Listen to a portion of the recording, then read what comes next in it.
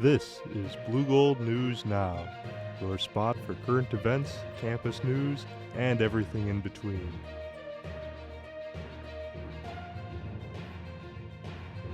Now, live from Tower's basement, it's BNN with our hosts Alex Rubio and Marissa Day.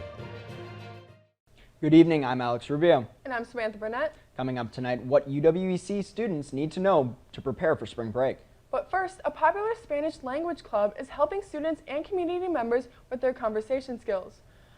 Habla and La Cabra returned to the Goat Coffee House this week. This Eau Claire-based social club provides Spanish speakers at every level with an opportunity to practice their skills in an informal and fun setting.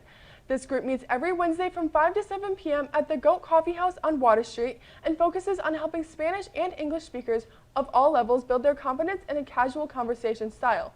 No RSVP is necessary to attend and all are welcome.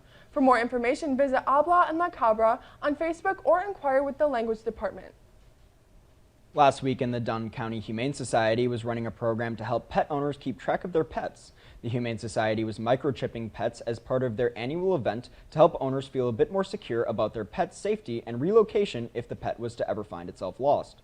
The event was practically giving the service away for only $11 as compared to the usual price running you up to $65. Microchipping your pet is virtually painless to the pet, said the Humane Society, and is necessary to identifying a lost pet if the need is ever to arise. This program was a great way to make this extraordinarily important, quick, and painless procedure a little more attainable for pet owners in the Eau Claire area.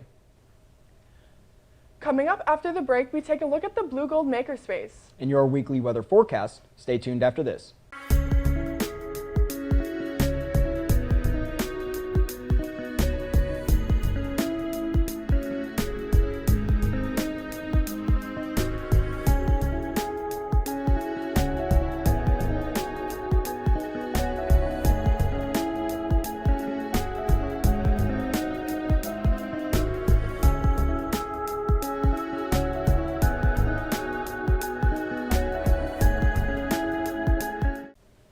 The Blue Gold Makerspace is hosting a spring workshop for students in the basement of the McIntyre Library.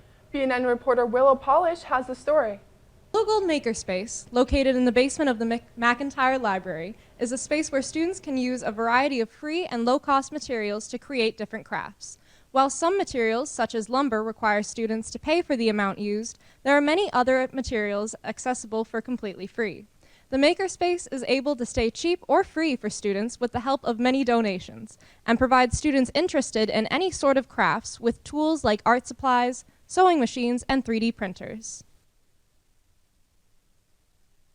The Makerspace also offers a variety of activities and holds workshops to teach students how to make specific crafts.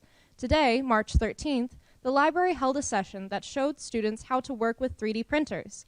Makerspace staff are always coming up with new ideas for workshops that will interest students, while remaining conscious of the limitations of space, materials, and cost. Brad Gerke, assistant coordinator and technician for the Makerspace, explains the benefits of using the Makerspace.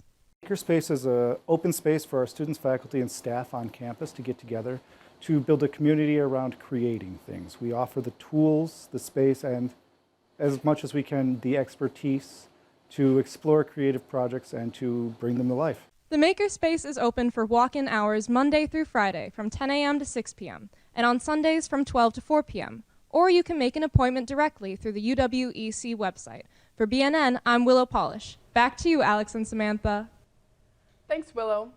So have you ever been to the Makerspace? I have once, yes. It's a really nice space, honestly, like a really good place to decompress. That was the word I was thinking of earlier. Decompress after like a long week or just go and, craft. And I really like the fact that it's there. Yeah, it looks like there's a lot of different supplies that, like Willow had mentioned, you can use a lot of them for free and a lot of different opportunities for students and even just a place to hang out. Yeah, exactly. Especially like 3D printing and stuff. Like that's really cool that we have that opportunity.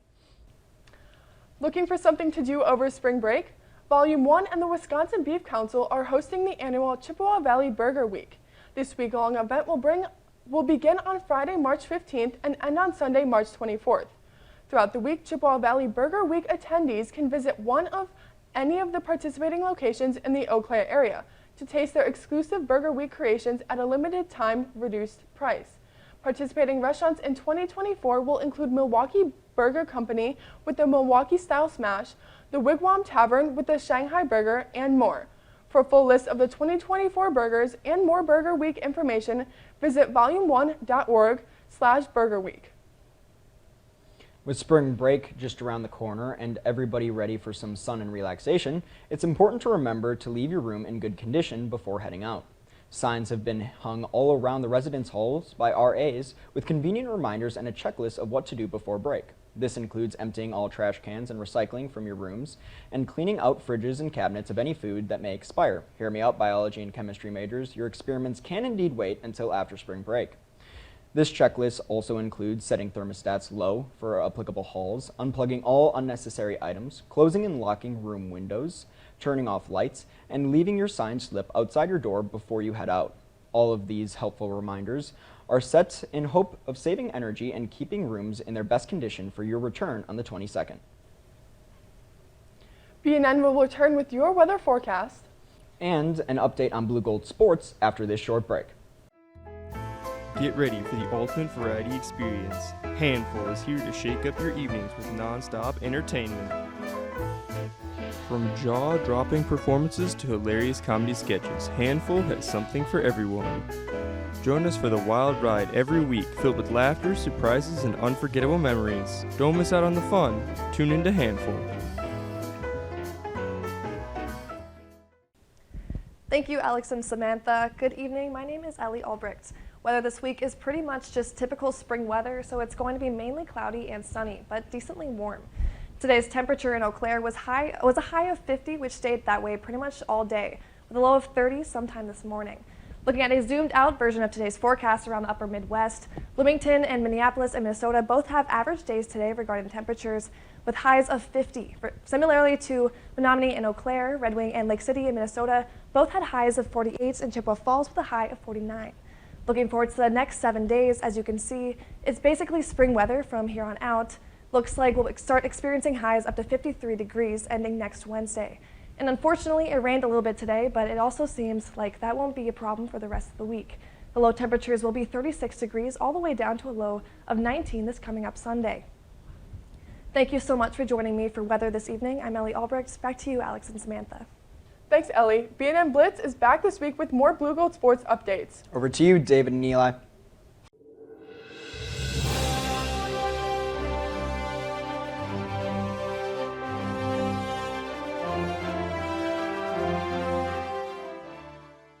Thanks, Alex and Samantha. Welcome to BNN Blitz, everybody. I'm David Abel. And I'm Eli Bennis. David and I are back with your weekly recap of Blue Gold sports action.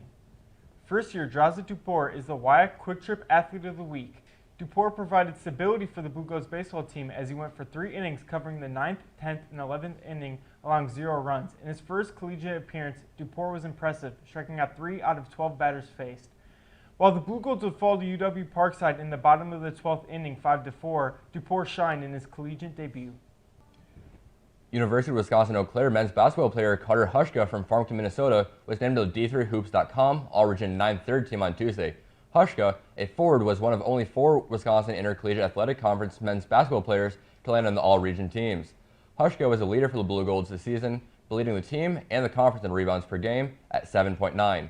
Hushka, a senior, led the Blue Golds to a 12-3 overall record and was 3rd in the WIAC in scoring at 16.5 points per game. It was Hushka's first all-regional nomination. Congratulations to Carter.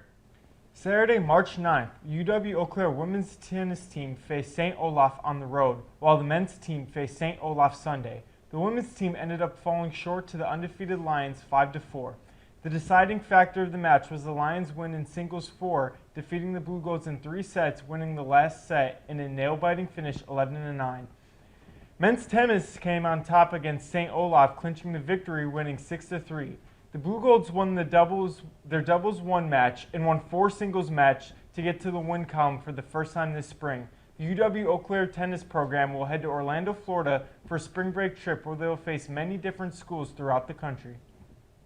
The finalists for the Best Division III women's ice hockey player in the country for the season were announced on Monday, and the Blue Golds' own standout, Sophie Rausch, was one of the 15 finalists. It's the third time the UW Eau Claire senior forward has been nominated for the Laura Hurd Award, and for great reasons. Roush led the team in nearly every statistical category, including points, goals, and assists.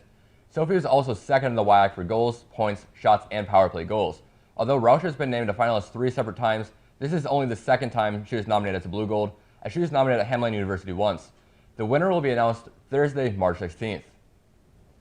That's all for the World Blue Gold Sports. I'm David Abel. And I'm Eli Bennis. Back to you, Alex and Samantha.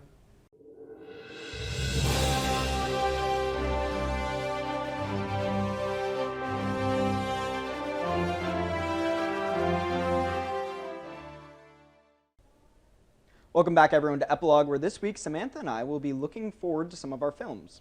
This week we want to look forward to our anticipated releases that we might just be reviewing on Epilogue soon. First up, we have my anticipated release, Godzilla x Kong: The New Empire. That's right, y'all, we back with a hot new release from Warner Brothers Monsterverse, where this time it looks like the two titans of entertainment, Godzilla and Kong, are teaming up yet again to fight unimaginable monsters from below. It looks stupid, it looks like it cost a pretty penny, but from the trailers alone, it looks like it's going to be a smashing good time. Godzilla x Kong looks to be a spring blockbuster that will crush the box office, much like those CGI cities. So like I said, just from like the trailer alone, this looks like a stupid movie, but it looks like so much fun, honestly. Like Godzilla's got a pink afro going, or like a mohawk going. It's great. Like it looks like it's going to be a really fun movie to watch, and I can't wait to see it. Have you ever seen any of the MonsterVerse films? I've possibly seen one of like the Godzilla with Kong as well. Yeah, that one would be Skull Island, right? I've seen Skull Island. Yes, yeah. The Skull Island was a fantastic film. That was a good one. Yes. Honestly though, like I had been saying before we were shooting, like we've come a long way from the first Godzilla movie where you could barely see Godzilla. Like it's fully bright, like there's a bunch of action, and it just seems like it's going to be a really exciting film. Yes, for sure. Yeah, not much to say on it because it hasn't come out yet, but excited for it once it does. Yes. Yep. But what about your anticipated release? Next up, we have my anticipated release, Inside Out 2. Joy, sadness, anger, fear, and disgust have been running a successful operation by all accounts. However, when anxiety shows up, they aren't sure how to feel. Inside Out 2 looks to be an interesting take on emotions and their role in our lives, just like the original Inside Out film. Yeah, no, you were talking about like all of the new, there they are, the new guys that got like added. It seems like it's going to be a little bit of a crowded head or a crowded space in there. Yes, I really liked, I haven't seen the full trailer, but I've seen parts of it, and it looked really interesting because, you know, you see the main emotions from the first movie, and then all of a sudden these other ones like fear or anxiety just like pops out of nowhere, and then all of a sudden they're like, who is this? Relatable. Relatable. Yes. So it looks very interesting to see all of the added emotions and what it's going to mean for the movies. Yeah, and you know, we can't really say much to like what the film is going to be like, but even with like the ratings that I had put up and everything, like I put 5 out of 5 for Godzilla. I'm sure that this one is going to be really well received. Like I know a lot of people were kind of wondering, especially with a lot of these new animated films that are coming out. It's like who keeps asking for these like sequels to films that were already so fantastic by themselves? Like Toy Story is a perfect example of that. Yes, yeah. But I don't know. There seems like there might be some unexplored territory, at least in the Inside Out franchise. Yeah, sure. I think the first movie definitely was good, but I feel like adding new emotions, you can add a lot more to the second movie. So yeah. I think it'll be good. No, I'm very excited for both of these films, honestly, and can't wait to check them out over spring. Yes, yeah. All right. Well, that's all we have for you tonight.